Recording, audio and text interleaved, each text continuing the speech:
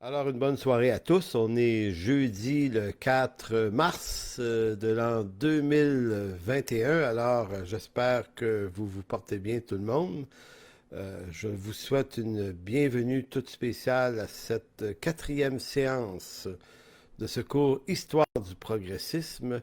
Donc, j'espère que ça se passe bien pour vous. J'espère que vous arrivez à bien suivre, à bien saisir peut-être pour certains des notions de nature historique auxquelles on n'est pas nécessairement toujours tout à fait habitué. Donc, comme je le fais souvent, je vous encourage à persévérer. On se fait une tête avec ces expressions-là, puis à un moment donné, qui pouvaient nous apparaître un peu plus complexe ou obscur ou inhabituel, ça finit par devenir quelque chose d'un peu plus simple. Et ça vaut la peine parce que quand on arrive à digérer ce langage-là, ce lexique-là, l'histoire, les périodes, les noms qu'on donne à ça, c'est très, très intéressant parce que c'est beaucoup de choses qu'on comprend à travers ce lexique-là. Donc, encore une fois, merci à tous. Euh, Ce soir, évidemment, comme je l'ai dit dans l'annonce, puis comme je l'ai dit la semaine passée, on va commencer à entrer dans toute la question de la franc-maçonnerie, son origine, son histoire, sa naissance, comment c'est arrivé, cette affaire-là. Évidemment, vous devez savoir que c'est probablement une des institutions les plus anciennes du monde sous l'angle philosophique du terme, c'est que on date la franc-maçonnerie dans sa version moderne, qu'on dit aussi version franc-maçonnerie spéculative. On l'a fait naître en 1717, assez précisément cette année-là. Donc, ça fait en quelque sorte 304, 305 ans que ça existe. C'est quand même une vieille institution. C'est probablement la plus ancienne institution du genre, donc genre de société que certains appellent secrète, mais on devrait plutôt dire discrète, puisque les francs-maçons ont des loges qui sont situées dans nos villes, on les voit, elles sont nommées, elles ne sont pas cachées. Mais ça reste un lieu où n'importe qui ne peut pas entrer.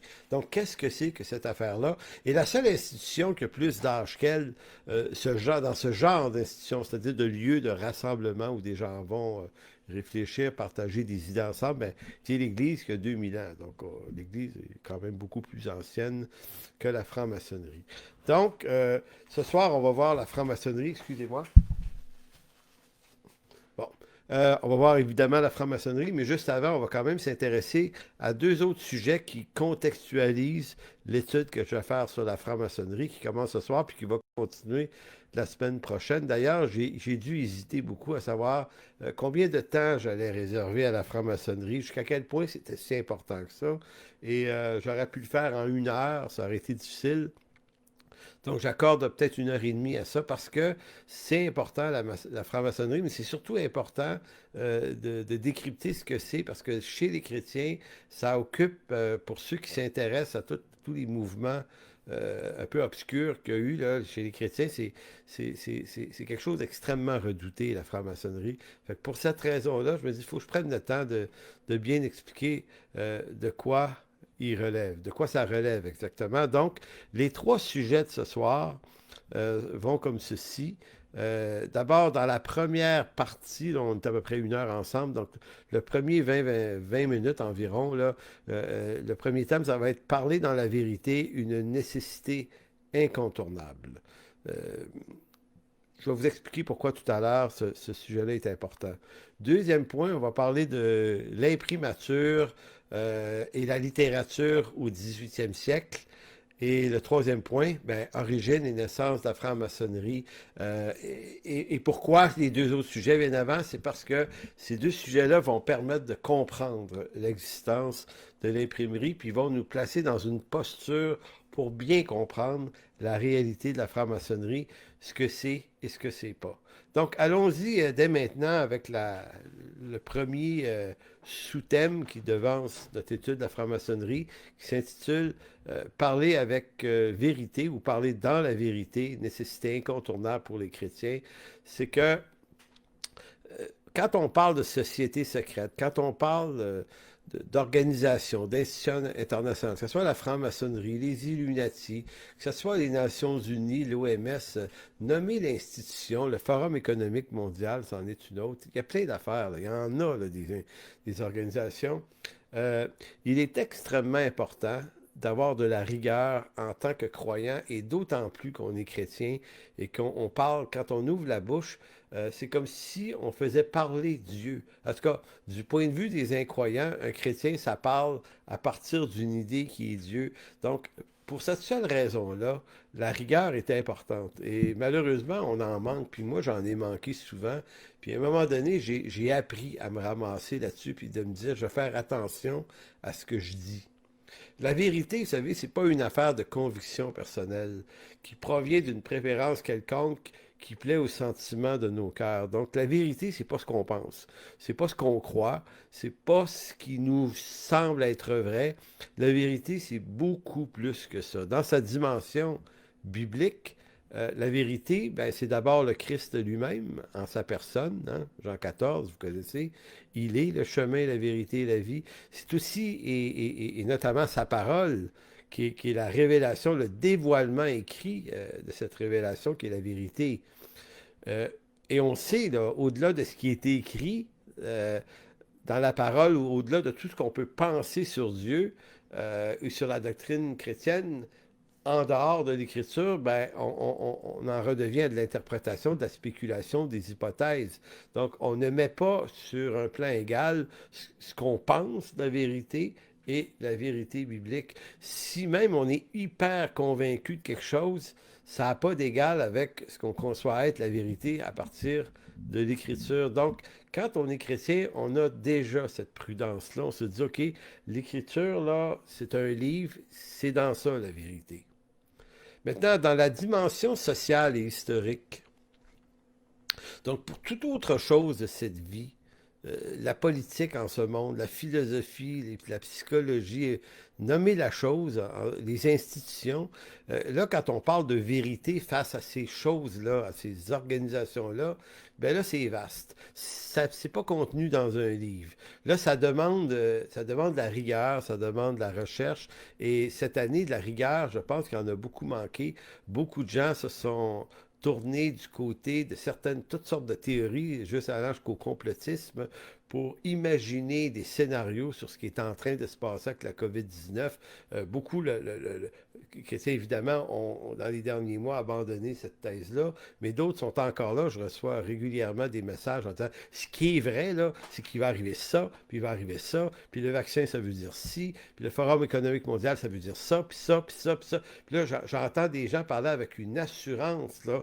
C'est ça qui est la vérité. Et je me suis même fait traiter de démoniaque parce que j'adhérais pas à ces vérités-là et je n'adhérerai pas à ce type de vérités-là qui sont des montages plus ou moins probables. Donc la vérité, c'est pas nos montages, c'est pas ce qu'on en pense et notamment sur le plan social, sur le plan historique, la vérité, autant qu'on puisse la saisir, doit reposer sur des sources documentaires fiables et solidement éprouvées. Jamais la rumeur, le présupposé, les bons sentiments personnels n'entrent dans la composition de ce qui est vrai.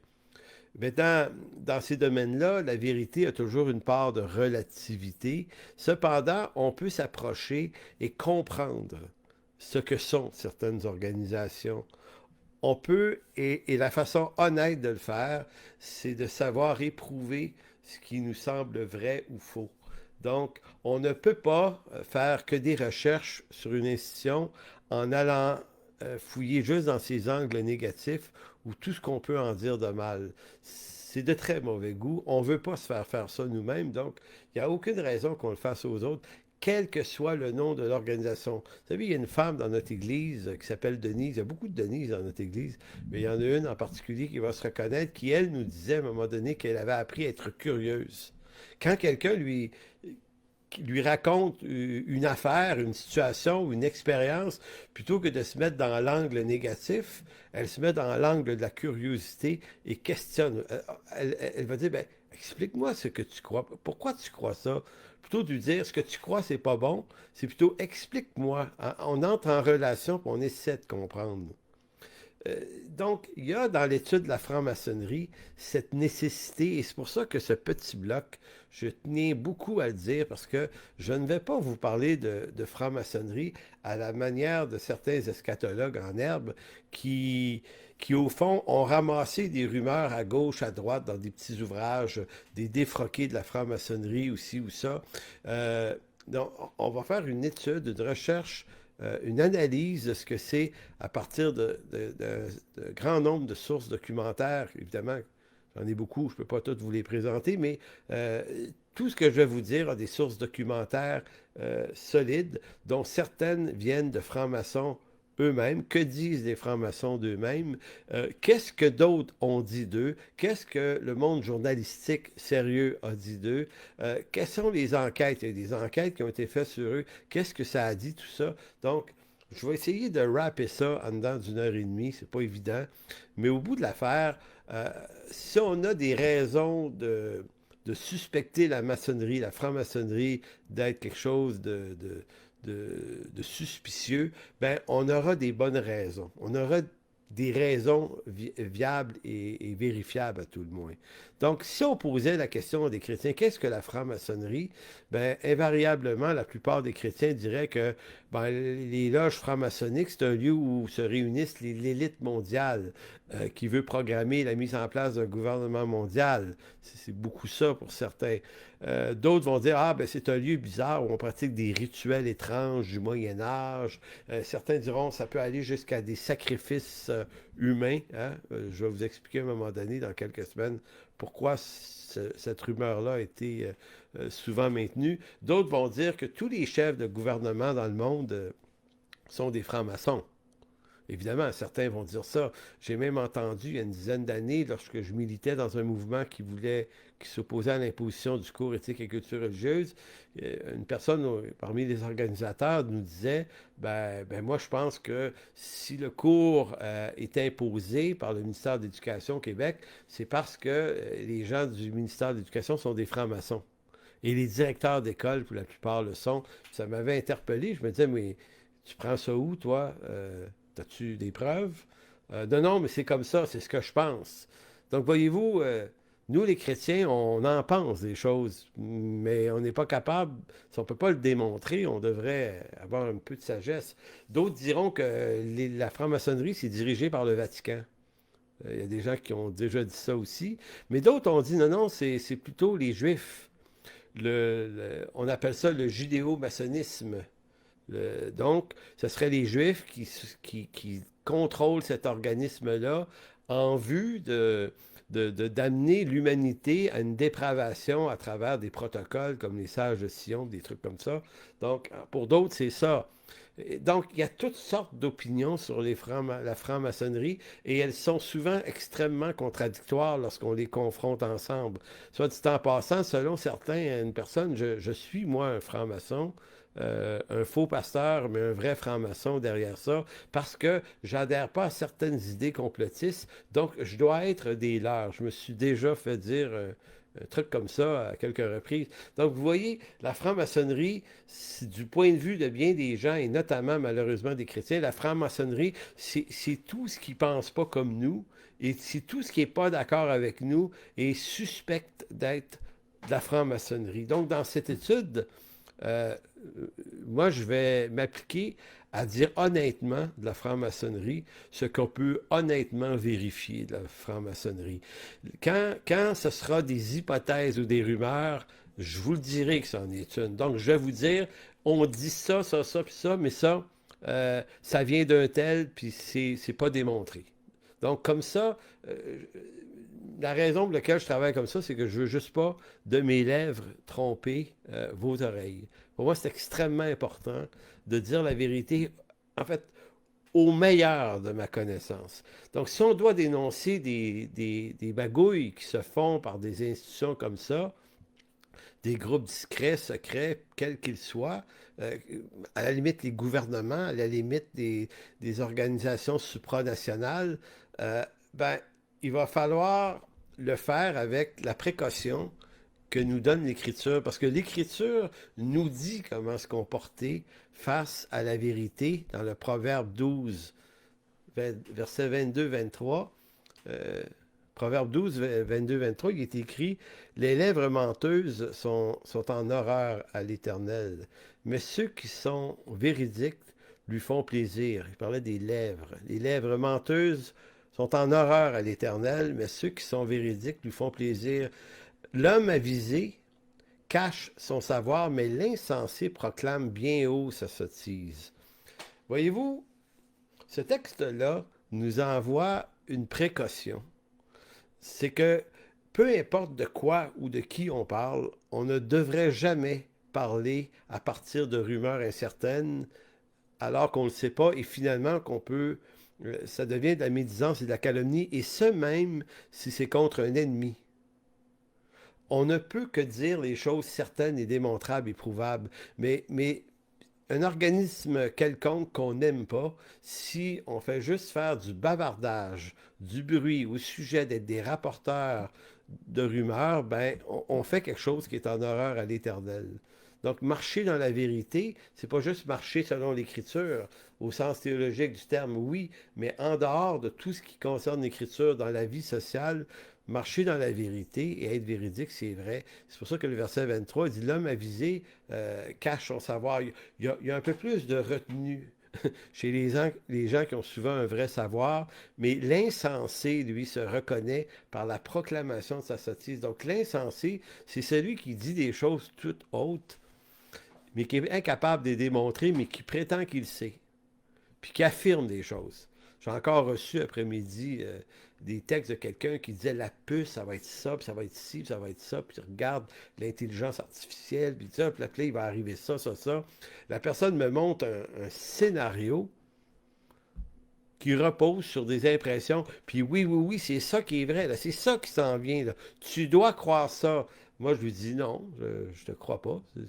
Oui, mais c'est la vérité. Non, c'est ce que tu penses, mais tu ne peux pas le démontrer. Tu peux juste l'appréhender. Donc, c'est prudent. Éphésiens 5, 25, l'apôtre Paul nous dira: c'est pourquoi renoncer au mensonge et que chacun de vous parle selon la vérité à son prochain. Ici, dans le contexte du corps de Christ, vous êtes tous membres des uns des autres, mais c'est aussi vrai avec les gens du dehors, là. T'sais, on n'a pas dit on va juste être vrais les uns envers les autres, entre frères et sœurs dans une église, mais en dehors, on n'est pas tenu. Non, non, on marche toujours devant le même Dieu qui nous observe, et la vérité, ben, désolé, c'est une éthique absolument rigoureuse qu'on doit maintenir dans nos vies.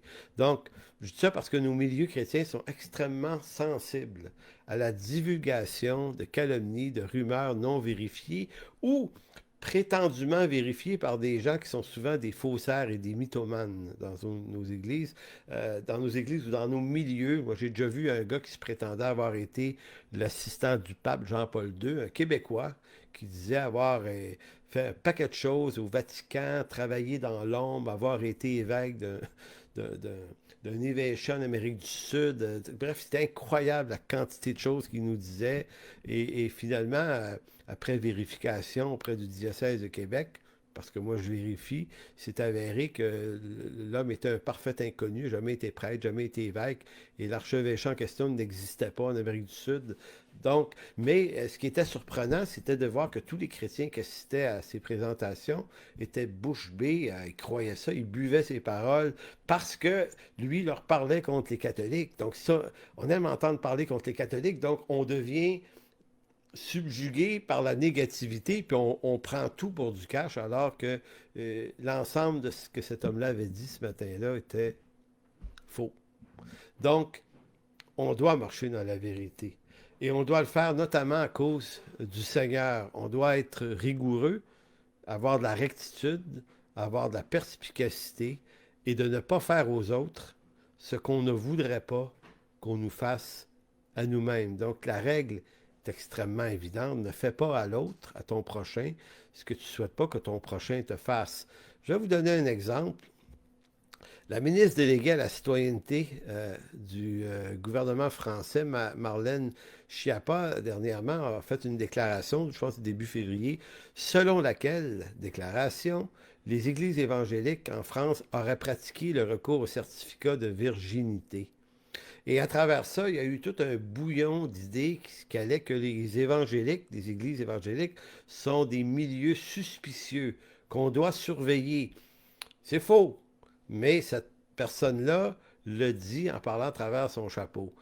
Beaucoup de pasteurs français et le CNEF, qui est l'Association des églises évangéliques de France, a réagi à ça et heureusement qu'ils l'ont fait parce que moi je suis pour le respect et l'honneur des autorités, mais je ne suis pas nécessairement en faveur du silence. Quand on peut quand on peut intervenir, parler, dire, confronter des idées, si on le fait avec le plus grand des respects, fantastique.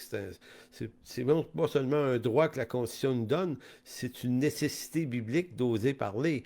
Et ils l'ont bien fait d'ailleurs pour résister à cette déclaration-là. Maintenant, j'utilise cet exemple-là pour montrer que ça nous indigne hein, quand une personne comme ça, personnalité publique, ou un média choisit de lancer un truc à notre sujet qui est faux. Ça nous dérange. Moi, ça m'est arrivé au Saguenay, on avait acheté une bâtisse en 2005 et il y avait un journaliste du coin qui s'était mis à parler des évangéliques, donc de notre église. Puis moi, je lisais l'article, je ne me reconnaissais pas. Sinon mon nom puis le nom de notre église, mais il disait un paquet de choses au sujet des évangéliques, puis c'était de l'information qu'il avait pris, je sais pas où, là, mais c'était pas nous autres, là. Il disait qu'on recevait des centaines de milliers de dollars par des groupes très forts aux États-Unis, qui ont été supportés, puis là, il essayait de... Fait que moi, j'ai appelé le journaliste, j'ai dit, excusez, je suis le pasteur de l'église dont vous avez écrit un article aujourd'hui. J'ai dit, vous auriez peut-être dû m'en parler avant parce que je vous aurais donné une information plus juste. Je suis capable de vivre avec ce qu'on est vraiment, euh, mais quand c'est mensonger. Donc, ça m'avait beaucoup agacé et ça m'avait parlé, ça, parce que je m'étais dit, moi, j'aime pas ça qu'on dise des choses à peu près pas vraies à mon sujet puis de mon église. Donc, est-ce que j'ai pas, je devrais pas avoir la même précaution envers quiconque de la société? Eh bien, oui. Donc, on a cette fâcheuse habitude, je pense, de regarder toute forme d'organisation et d'institution non chrétienne à travers une lunette négative. Euh, et donc, comme si on était un petit peu, là, nous les chrétiens, là, au-dessus de la mêlée, voyez-vous? Comme si on pouvait, nous, se permettre, parce qu'on marche dans la vérité biblique, on se dirait, ben, on peut juger de ce qui se passe avec un jugement gros de même, mais sans analyse, sans nuance, sans vérifier les sources de ce qu'on affirme. Donc, c'est extrêmement important de retenir. C'était le premier bloc que je voulais vraiment dire en premier. Un dernier détail là-dessus. C'est un souvenir qui me revient en 1990 ou 91. À l'époque, à chaque année, j'allais dans une convention aux États-Unis, à Baltimore, grosse convention missionnaire. Puis il y avait des gens de partout dans le monde qui étaient là, des chrétiens. C'était vraiment le fun, là.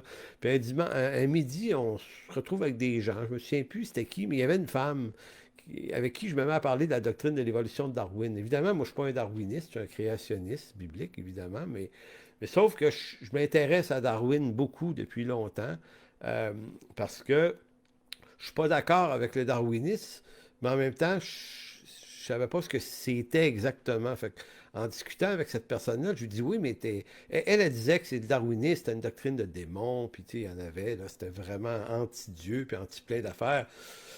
Probablement pas tout à fait faux, mais sauf que tu dis, mais est-ce que vous avez lu le livre de Charles Darwin publié en 1859? Euh, Puis là, le livre avait même pas l'air au courant que le monsieur avait publié un livre en 1859 qui s'appelle L'origine des espèces par le moyen de la sélection naturelle. Et là, plus je lui posais des questions sur d'où lui venait son désaccord, ben plus je voyais que c'était le vide. Elle avait aucune idée pourquoi elle n'était pas d'accord, mais elle était convaincue de ne pas être d'accord. Et moi, je m'étais dit, OK, je comprends que comme croyant, on va être en désaccord avec cette doctrine-là, mais est-ce qu'on a le droit de l'affirmer haut et fort et en jugeant la chose et l'homme, en le qualifiant de plein de trucs démoniaques, pas très gentils, alors qu'on sait absolument rien du type en question? Et ça m'avait interpellé, puis je m'étais dit, OK, je veux faire attention, moi, à ça, parce que ça n'a pas l'air brillant de juger des choses qu'on ne connaît pas bien. Donc, en marche vers le progrès, 18e siècle, ça a été la naissance de la franc-maçonnerie. Et comme je vous l'ai dit, on va en parler avec le plus de justesse possible.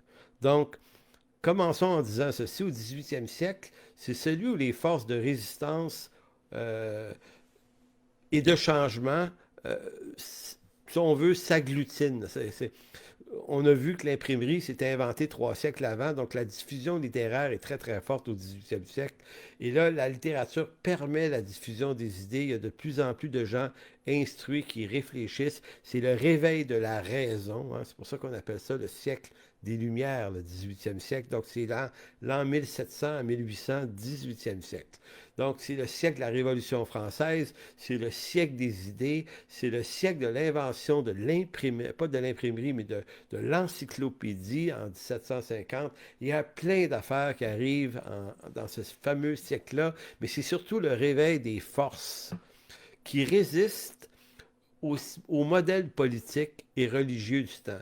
Donc, ce qu'on veut, là, ce que beaucoup de gens veulent, là, on va vous parler par rapport surtout à la France, c'est on souhaite que les royautés cèdent leur place à des systèmes politiques plus respectueux de la volonté du peuple. Donc, on veut partir des royautés et aller plutôt du côté du pouvoir du peuple. Le démos et le kratos. Démos, kratos, le pouvoir du peuple. Démocratie. Donc, on commence à rêver à ça. Puis, on souhaite également la séparation des pouvoirs entre une Église, par exemple, catholique toute puissante, et les pouvoirs royaux qui ont comme une forme de copinage ensemble et qui créent une espèce de haut clergé, puis un haut niveau de royauté avec les cours royales et le peuple qui, lui, dans sa pauvreté, reçoit pas vraiment beaucoup d'aide de ces institutions-là. Et donc, on est à bout de souffle, on est au bout de ce système-là, et c'est sur le bord d'éclater, et ça va effectivement éclater à la fin du 18e siècle. Donc, c'est ce siècle-là, le siècle 18e. Je vous avais déjà dit que la réforme, pas la réforme, mais l'imprimerie avait amené beaucoup de diffusion d'idées, mais la révolution copernicienne, révolution scientifique avec Galilée, Copernic, ça avait réveillé plein d'affaires aussi. On veut connaître, on veut savoir. La réforme religieuse de Luther, de Calvin et de d'autres aussi, ça fragmente l'Église. Donc, il y a plein de domaines qui sont en train de se fragmenter puis qui sont en train de changer. Donc, évidemment, on est en plein progrès. Histoire du progressisme, on est en plein progrès. Maintenant, on va apprécier le progrès. Moi, j'apprécie beaucoup toutes les innovations du progrès. Le progrès, qui peut être contre le progrès? C'est grâce à ça qu'on se donne des soins médicaux de haute qualité aujourd'hui, qu'on est capable de se soigner, de guérir de maladies qui autrefois étaient mortelles. Le confort de nos maisons, c'est dû aux initiatives, au progrès technique et scientifique. Que dire du transport, de la communication, de l'éducation. Donc, il y a plein d'affaires qui ont amélioré le monde, puis gloire à Dieu pour le progrès. Mais le progrès, ça voulait aussi dire à partir du 18e siècle, l'idée que Dieu était peut-être moins utile dans l'équation. Donc, à mesure que le progrès progresse, on peut dire, il y a des gens, c'est pas le progrès qui provoque ce problème-là, c'est des personnes qui commencent à développer une ouverture vers des formes d'incroyance, d'agnosticisme, d'athéisme, et qui commencent à remettre en question l'idée d'un Dieu pour toutes sortes de raisons, mais notamment parce que le progrès permet de percer les mystères de la nature, notamment. On comprend un peu plus les mécanismes de l'univers qui étaient incompréhensibles avant, les mécanismes infiniment petits par les microscopes, on commence à comprendre plus de choses. Et là, c'est comme si des hommes se disent, mais ma foi, c'est pas si mystérieux que ça, la vie. On est capable de comprendre, notre raison est capable de se faire une idée. On n'a plus besoin nécessairement, ou est-ce qu'on a vraiment besoin encore d'une référence à un Dieu pour expliquer l'inexplicable? Donc, cette idée-là, c'est aussi une idée qui fait partie du progrès. C'est celle que, comme croyant, on aime moins, évidemment, parce qu'elle a progressé beaucoup, cette idée-là, et elle explique pourquoi aujourd'hui, euh, le nombre de croyants, écoutez, au 18e siècle, presque 100% des gens sont des chrétiens en Occident.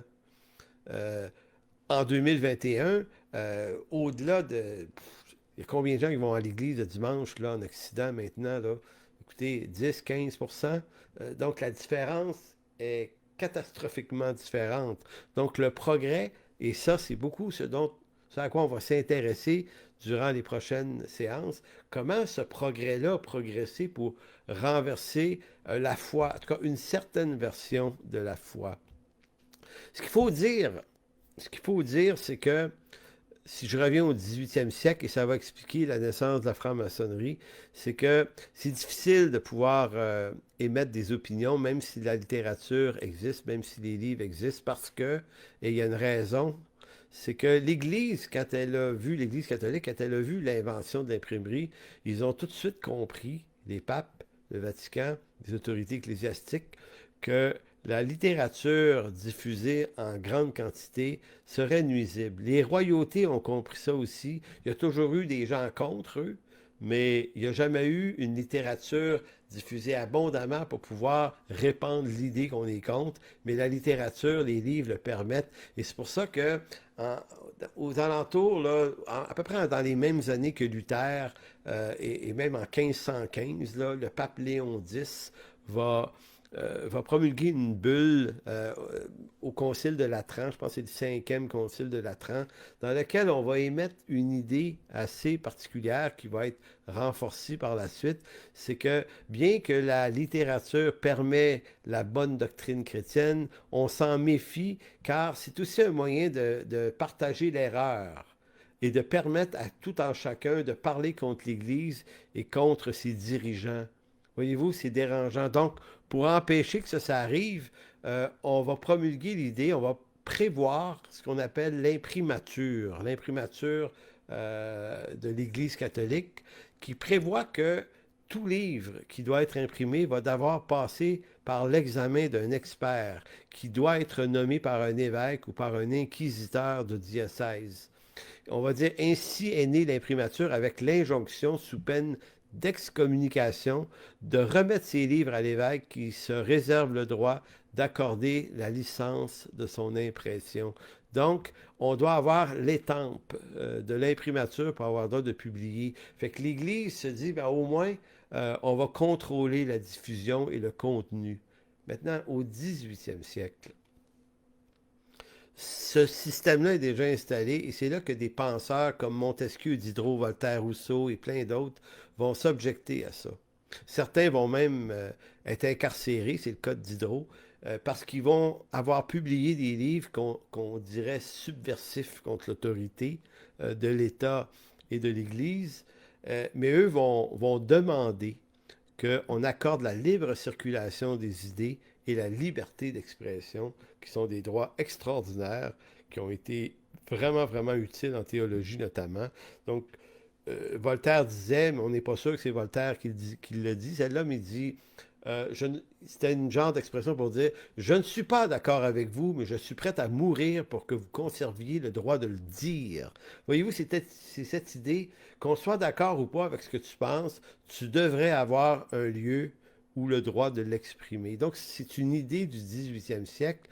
Entre-temps, tant qu'on n'a pas été capable d'abolir l'imprimature, que se passe-t-il pour la diffusion de la littérature? Je vous conte rapidement une petite chose. Il y avait à Paris, au 18e siècle, ce qu'on appelait des salons de lecture. C'était des lieux où on pouvait, en cachette, une après-midi par semaine, puis il y en avait plusieurs endroits comme ça. C'était tenu souvent par des dames riches, des épouses de grands aristocrates et de nobles, qui étaient des personnes qui étaient publiquement en faveur du roi et de l'Église, mais discrètement et secrètement, qui étaient un peu dans, si on veut, dans la frange révolutionnaire qui souhaitait des changements. En d'autres mots, beaucoup de gens étaient pour les changements, mais peu de gens pouvait le dire. Donc, on faisait les choses en catimini et on raconte que certaines imprimeries à Paris, il y en avait beaucoup, faisaient des chiffres secrets de nuit. On laissait toutes les chandelles fermées, puis on imprimait à la cachette des livres qui n'avaient pas l'imprimature. Et ces livres-là se retrouvaient sur un trafic de marché noir, et c'était des livres interdits qui parlaient contre le roi, contre l'Église, ou qui racontaient des histoires grivoises et sensuelles. Il y avait toutes sortes d'affaires là, qui se faisaient là-dedans. Et ces livres-là se retrouvaient dans des salons et des dames très riches avaient des amis qu'elles invitaient l'après-midi entre telle heure et telle heure pour le café ou le thé. Et là, on faisait la lecture d'un interdit. Souvent, on commençait par un livre permis, puis quand on voyait que toute la gang qui était là, c'était tout du monde safe, là, on sortait les livres interdits. Et ça a été quelque chose. Et les autorités auraient bien voulu mettre la main sur ces... Mais ça commençait à être difficile d'arrêter ces gens-là parce qu'ils étaient de plus en plus nombreux. Donc la royauté et même l'Église a dû user de patience et faire attention parce que là, tu sais, à un moment donné, il arrive un moment donné où tu le perds un petit peu le contrôle. Puis vouloir le rattraper, ça demanderait énormément de violence. Donc, ça commence à poindre. Donc ça, l'idée que c'est difficile de partager ses idées, que c'est encore comment dire, délicat de le faire, euh, c'est en quelque sorte un des éléments qui a vu naître, qui a fait naître la franc-maçonnerie. Donc j'en arrive maintenant à la franc-maçonnerie. On va l'appeler, à partir de 1717, retenez deux mots, franc-maçonnerie spéculative et franc-maçonnerie opérative. Opérative, la franc-maçonnerie opérative fait référence à des bricoleurs. C'est-à-dire qu'avant 1717, il existe une franc-maçonnerie, mais qui n'est pas un lieu de discussion d'idées philosophiques. Ce sont des loges qui sont construites dans les secteurs où on construit des énormes cathédrales en Europe, un peu partout. Des cathédrales, mais des châteaux, des méga constructions qui prennent des dizaines et voire des cinquantaines d'années. Certaines cathédrales ont pris 150 ans à construire. Et là, on établissait une école. C'était gros, là, une loge maçonnique. Parce que les bricoleurs, ils vivaient, parce qu'ils ne pouvaient pas, pour la plupart, retourner chez eux. Ils restaient loin. Donc, pendant des mois et des mois, ils logent, ils dorment là, ils vivent là, ils se lavent là. C'est une école. On apprend les métiers du bricoleur, le maçon. Et il y a des cours de mathématiques, de trigonométrie dans ça. C'est de l'architecture, c'est de l'ingénierie pour ce qu'on en connaissait à l'époque. Voyez-vous, construire les cathédrales qui sont là en Espagne, en France, en Allemagne là, et en Italie. Si vous allez voir des photos des grandes cathédrales, vous allez voir la complexité architecturale de ces monuments-là. Donc, ça demandait un très, très haut savoir. Donc, jusqu'à 1717, ces loges existent depuis des siècles déjà et elles ont comme une espèce de contrat social particulier qui veut que c'est un métier tellement prisé et tellement privé qu'on obtient le droit que seulement des maçons aient le droit de loger dans les loges. Donc personne d'autre peut mettre les pieds là. Euh, Personne, même parmi les autorités royales ou ecclésiales, n'entre pas dans une loge qui veut, à moins d'être invité par le maître, le grand maître, le vénérable, le chef de la loge. Et c'est tellement fermé qu'on a même, ce sont tous des croyants à l'époque, on a même des messes dans les loges. Il y a des lieux de culte dans ces endroits-là, parce qu'ils sont quand même des fois des centaines à vivre là. Et un prêtre peut venir une fois par semaine, il doit devenir un franc-maçon. Même s'il ne sera jamais un bricoleur, il doit rentrer dans... En d'autres mots, c'est comme une guilde, un syndicat qui réserve l'endroit strictement à des hommes qui ont un rapport direct avec le métier de maçon. Et donc, ça, on appelle ça la franc-maçonnerie opérative. Opérative, l'opération, le métier. Mais en 1717, euh, il y a comme une chute dans la construction des cathédrales. On n'en fait plus, on en a fait beaucoup moins. Et ce qui arrive, c'est que les loges sont là. Et à mesure que de moins en moins de vrais maçons, il y a de plus en plus d'hommes et c'est surtout des hommes au début, qui sont invités, mais qui ne sont pas des maçons, c'est des libres penseurs. Mais qu'est-ce qui fait qu'ils se retrouvent là, eux autres, à dire, mais comment ils se retrouvent là? Comment ils font d'abord pour entrer? Ben, c'est que les maîtres maçons qui dirigent ces loges-là, c'est des libres penseurs, plusieurs d'entre eux, et ils font des meetings là-dedans de temps en temps, puis ils invitent des amis libres penseurs. Pourquoi ils les invitent dans les loges? Parce que ce qui se passe dans une loge ne sort pas de la loge. Donc c'est devenu une espèce de lieu exclusif où on peut parler, exprimer des idées sans aucun danger d'être arrêté parce que tous les gens qui sont dans une loge sont tenus au secret de la loge. Et si un philosophe, un libre penseur veut appartenir à une loge comme ça, et là, c'est vraiment bizarre. Il va devoir adopter un certain nombre de symboles rattachés au métier du maçon. Donc, la symbolique des maçons, ils utilisent truelle, marteau, ils utilisent des compas, les maçons, ils utilisent toutes sortes d'outils. Ces outils-là qui servaient vraiment à l'opération de la construction avant deviennent des outils symboliques. Voici la philosophie, en gros, des maçons. C'est qu'ils se disent en tant que francs-maçons et bricoleurs, nous avons construit des cathédrales. Ce que nous faisions, c'est que nous étions qu'un maillon dans la longue série de maçons qui allaient passer si une cathédrale devait prendre un siècle. On savait que on n'allait pas voir la finalité de la construction, mais on allait au moins avoir participé à sa construction.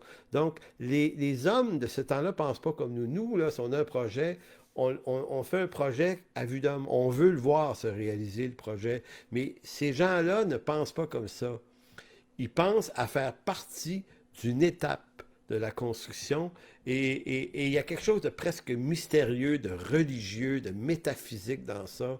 Et ils sont gagnés à cette idée-là. Maintenant, les nouveaux maçons, c'est-à-dire les penseurs, les libres penseurs, les mécréants rebelles instruits qui veulent, vont adopter la même posture, mais ils vont traduire cet effort-là de la façon suivante. Ils vont dire de la même façon qu'un franc-maçon de métier construisait à long terme un projet, nous, notre projet, c'est de construire une cathédrale d'un monde meilleur pour l'avenir. Donc, tout devient symbolique. Donc, c'est par chaque brique de cette construction-là, ce sont des idées qu'on amène. Donc, nous, les francs-maçons, nous construisons maintenant un monde meilleur et ils vont garder la symbolique de tous les outils du maçon charpentier. Puis ils vont garder les costumes, ils vont garder les petites pochettes, ils vont tout ritualiser ça pour... Et donc, quand on veut devenir un franc-maçon après 1717, on doit adopter la posture, le vêtement, le langage, le rituel, même si on ne construira jamais rien de ses propres mains, mais sinon un monde meilleur. Et c'est ce qu'on a appelé la franc-maçonnerie spéculative. Donc, je répète, opérative, c'était le métier, spéculative, c'est philosophique. C'est donc né dans le courant de ce 18e siècle-là, la franc-maçonnerie spéculative, parce qu'on réunit des gens qui spéculent, en quelque sorte. Maintenant, que vont dire les francs-maçons d'eux-mêmes? Hein? J'ai des ouvrages d'eux que je me suis procuré il y a une vingtaine d'années. Puis je m'étais dit, démarche honnête, euh, demandons-leur qu'est-ce qu'eux disent d'eux-mêmes. Voici, j'ai copié, résumé 8 articles euh, sur ce qu'eux déclarent d'eux-mêmes. Le premier, c'est la franc-maçonnerie est une fraternité d'hommes et de femmes liés par le serment, organisée sur la base des guildes médiévales d'artisans maçons. Guilde veut dire là, genre syndicat. Là. Donc, organisé sur la base des syndicats médiévaux ou médiévales d'artisans maçons. Donc, vous le voyez, ils reprennent la forme, mais ritualisée. Deuxième point, la franc-maçonnerie enseigne les vertus morales et sociales en s'appuyant sur le symbolisme des outils et le langage du métier des anciens bâtisseurs de cathédrales et se sert de l'analogie de la construction d'un bâtiment comme symbole d'un développement à la fois personnel, hein, ils se bâtissent eux-mêmes, mais ils bâtissent en communauté un monde Ils veulent construire un monde meilleur. Troisième point, les maçons s'obligent à l'amour fraternel, à l'assistance mutuelle, à l'égalité, au secret et à la confiance réciproque. C'est-à-dire que il y a quelque chose de secret dans ce qu'ils sont.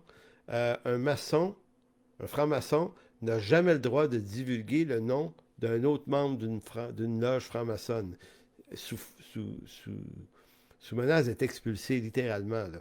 Donc, un franc-maçon a le droit de se dévoiler lui-même comme un franc-maçon. Il peut le dire à qui il veut qu'il est un franc-maçon, mais il n'a pas le droit de dire qui sont les autres francs-maçons.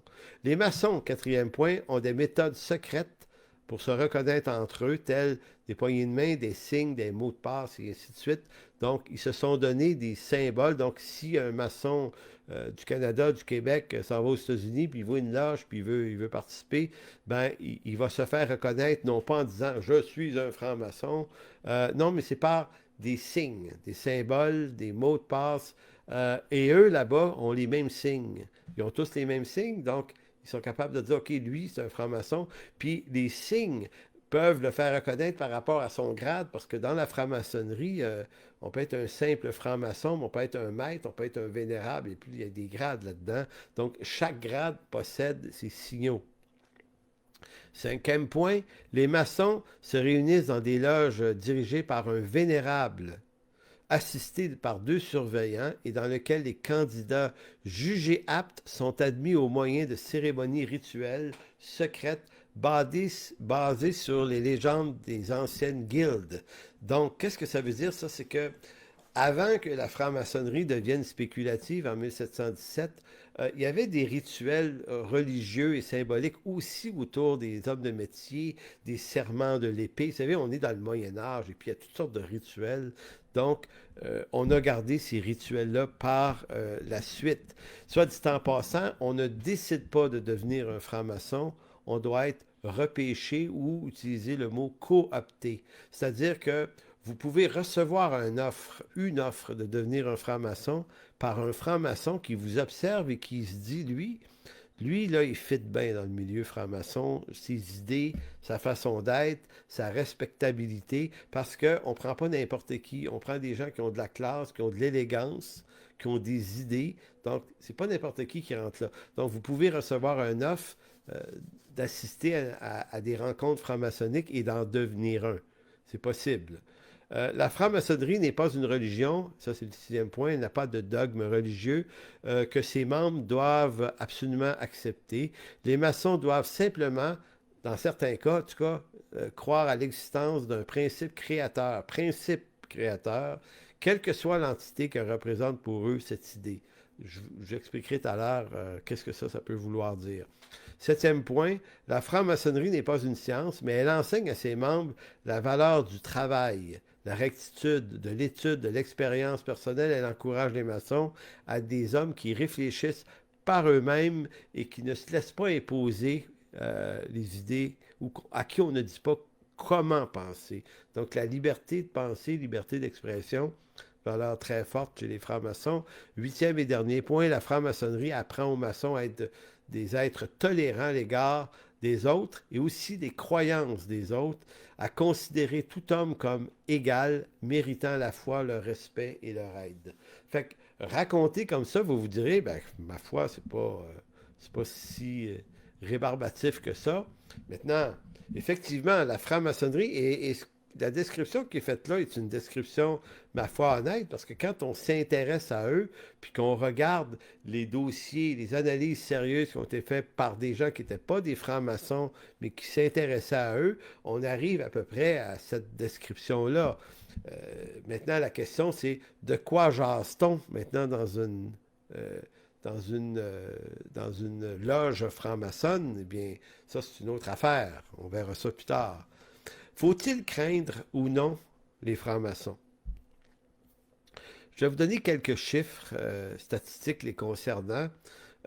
On raconte qu'actuellement, ils sont probablement entre 2 et 4 millions dans le monde, répartis davantage dans les pays occidentaux.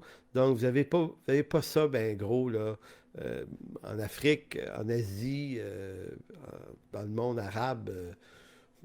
Pas bien, ben. C'est vraiment un trip très occidental. Ça ne veut pas dire qu'il n'y a pas des loges partout dans le monde. Ça veut dire qu'elles sont surtout logées en Occident et le 2 tiers des loges franc-maçonniques se retrouvent dans des pays anglo-saxons. Donc c'est Angleterre, États-Unis en très très grande quantité. Et dans les pays du Commonwealth britannique, c'est assez répandu aussi. Mais c'est un trip assez british en partant. Mais il y a une version française, on verra ça un petit peu plus tard.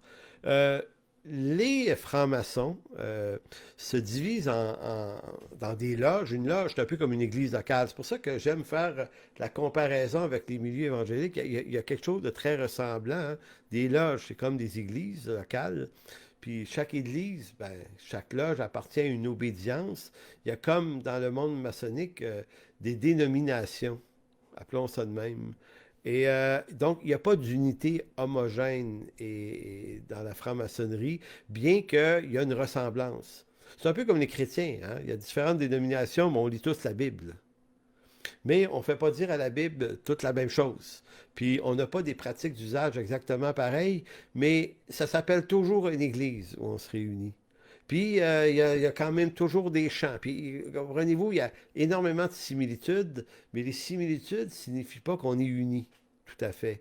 Ben, la franc-maçonnerie est malheureusement pour eux, malheureusement pour les chrétiens aussi, est quand même très fragmentée. Il y a, d'une part, en Écosse, en Angleterre, une forme de franc-maçonnerie. D'ailleurs, c'est le berceau de la franc-maçonnerie.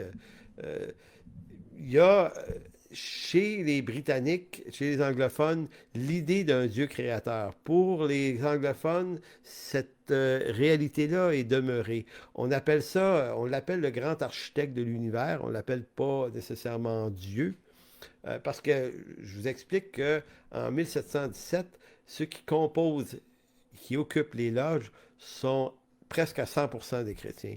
Il y a même des loges qui ne veulent pas dater. Puis il y a très peu d'athées de toute façon. Donc, on veut améliorer le monde, on veut changer le système politique, on veut changer le système religieux, mais ce n'est pas un rejet de Dieu, ni nécessairement un rejet de l'autorité. Ici, c'est plutôt transformons ces systèmes-là, améliorons-les. Donc, l'idée du Dieu créateur est très, très présente. Si vous allez sur Internet et vous écrivez l'acronyme GADLU, G-A-D-L-U, qui veut dire Grand Architecte de l'Univers, GADLU, vous allez tomber sur des sites franc-maçonniques en très grande quantité. Vous allez avoir beaucoup d'informations. Donc, les Britanniques ont des loges généralement qui respectent l'idée d'un Dieu créateur. C'est pas forcément Jésus. La plupart du temps, c'est un Dieu, le Dieu des AA, le Dieu indéfinissable. Finalement, c'est plus ou moins un Dieu, mais bon, ils s'arrangeront comme ça. Vous avez en France, euh, dès le 18e siècle, et c'est beaucoup comme ça aujourd'hui, en France et en Belgique notamment, c'est très très fort. En Belgique, c'est très très fort la franc-maçonnerie. Il y a eu des enquêtes là-bas qui ont été faites pour découvrir que dans certaines villes, tous les membres du conseil municipal pouvaient être des francs-maçons. Puis il y avait des juges, puis il y a beaucoup d'avocats dans ça. Puis on dirait qu'il y a des pompiers, des policiers, les gens qui jouent dans les sphères d'autorité publique. Il y a souvent beaucoup de francs-maçons en Europe. Ici au Québec, c'est beaucoup plus rare. Il y a des loges, mais c'est pas très populaire ici, c'est pas très couru. Maintenant, là-bas, oui.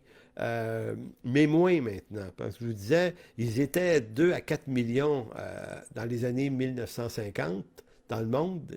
Ils sont rendus, pardon, excusez, il y en avait 7 millions à 8 millions il y a 70 ans. Ils sont entre 2 et 4 millions maintenant. Donc, ils sont 2 à 3 fois moins nombreux, les francs-maçons. Donc, c'est pas un mouvement qui est en progression et en prise de contrôle. Et la raison, c'est une hypothèse que j'émets, qu'est-ce qui fait que c'est moins couru qu'avant? Ben, c'est parce que au départ, les idées qui étaient discutées dans les loges ne pouvaient pas être discutées sur la place publique. Donc, c'était populaire, puis c'était attirant de pouvoir être dans un lieu où on se parle de choses qu'on ne se parlera pas ailleurs. Sauf que le temps a passé qui fait que ce dont on se parlait dans les loges est devenu possible d'en parler dans les années 60, 70, 80, là, il y a 30-40 ans, là, parler d'avortement, d'homosexualité, d'idées très, très de la gauche libérale, parce que c'est beaucoup ce que sont devenus les francs-maçons, ben, tu n'as pas besoin de t'enfermer d'une loge pour parler de ça. Tu peux en parler librement partout, même à la télévision. Donc, ça peut expliquer pourquoi la franc-maçonnerie est en perte de vitesse aujourd'hui. Donc, la franc-maçonnerie française, belge, suisse, je ne sais pas trop, mais dans ces pays-là, on a développé une franc-maçonnerie adogmatique. Adogmatique, ça veut dire athée. Donc, chez les Français, les francophones, les francs-maçonneries sont sans Dieu, adogmatiques. Donc, voilà pour ça. Maintenant, allons un petit peu, encore un peu plus creux, dans l'origine de la franc-maçonnerie. Il y a quelque chose de folklorique. Là, je vous ai dit qu'en 1717, je viens de vous expliquer en gros ce qu'était la franc-maçonnerie depuis 1717.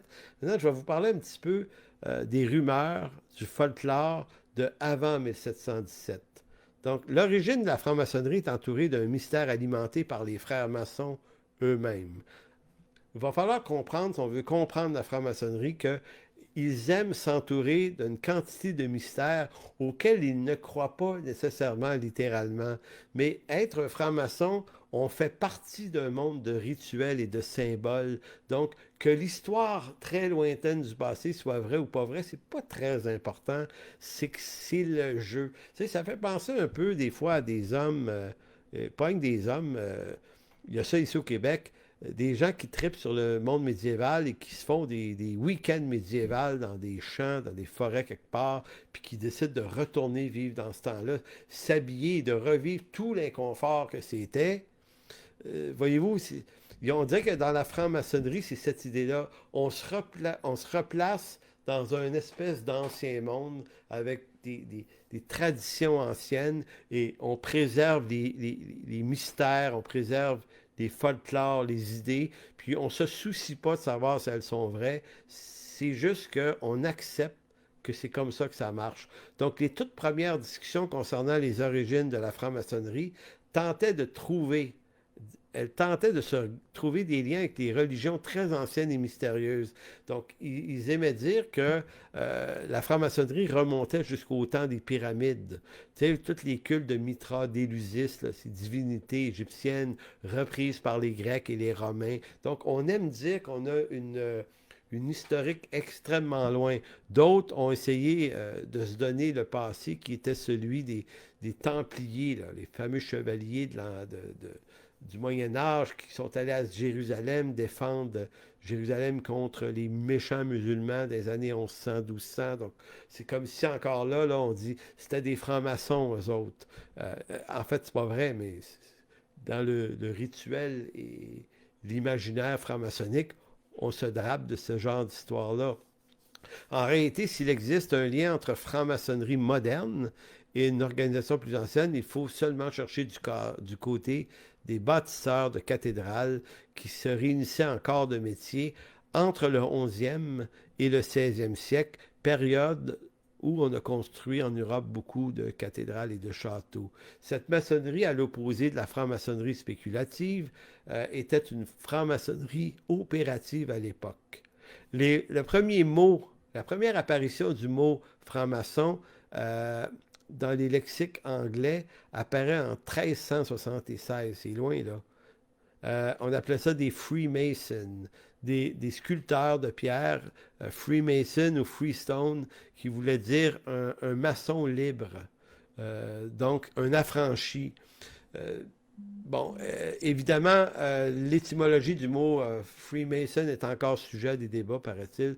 De nombreux textes médiévaux attestent que l'organisation de ces corporations était en fait une corporation d'artisans de métier. Ceux-ci, sous la houlette d'un maître maçon qui prenait les nouveaux apprentis sous son aile, se réunissaient dans les loges adjacentes au chantier de construction, dans lesquelles ils travaillaient afin de partager les secrets de leur art. Les nouveaux venus, les jeunes maçons, restaient apprentis quelques années, le temps de faire preuve d'une grande loyauté envers le groupe et le maître de la loge et de leurs connaissances professionnelles. Donc, ils apprenaient tous les rudiments du métier. Puis quand un petit maçon était très bon, très fidèle, très habile, très loyal, bien, il pouvait monter d'un grade. Et s'il montait d'un grade, on lui apprenait les symboles du métier, mais aussi les symboles pour être reconnus au niveau de son grade, de telle sorte que si ce maçon décide de déménager dans une autre ville, s'il veut se trouver un emploi, sa carte de compétences qui n'existe pas, c'est les signes qu'il possède. Donc, il pouvait aller voir un maître de loge, puis lui dire, ben moi, je suis un maçon. Ah oui, comment tu nous le prouves? Et par un certain nombre de gestuels, le maître pouvait dire, OK, c'est un vrai maçon. Il y a juste des maçons qui connaissent ces signes-là. Voyez-vous? Écoutez, il y a des maçons, il y a des francs-maçons qui ont voulu également mêler la Bible à ça en introduisant tout ce qui est le personnage biblique de Hiram, de Tyr. Vous savez, ce personnage qui est un ouvrier qui avait été engagé dans le temps de Salomon pour la construction du temple. Donc, en d'autres mots, les francs-maçons tentent de mettre dans leur passé tout ce qui a été relié à des constructions de bâtiments, puisque forcément, tout franc-maçon dans l'histoire de l'humanité a nécessairement maîtrisé un certain nombre de rudiments du métier. Voyez-vous? Donc, écoutez, ça fait 1 heure qu'on se parle. Je vais m'interrompre là-dessus simplement en vous disant ceci. Qu'est-ce qui s'est passé en 1717? Pourquoi la corporation des travailleurs maçons, qu'on appelait des maçons opératifs, est devenue une franc-maçonnerie spéculative? Ben, c'est à cause d'un pasteur anglais du nom de James Anderson, qui est un pasteur réformé presbytérien, qui lui, et là, je vous dis, c'est des chrétiens qui font partie de ça. C'est pas un culte leur affaire, c'est juste mystérieux, mais c'est pas de l'occultisme. Mais lui, pasteur d'une église en Angleterre, membre maçon d'une loge, se dit, mais il y a quelque chose qui ne fonctionne plus, c'est que il n'y a plus de métier, il n'y a plus de vrais maçons dans nos loges.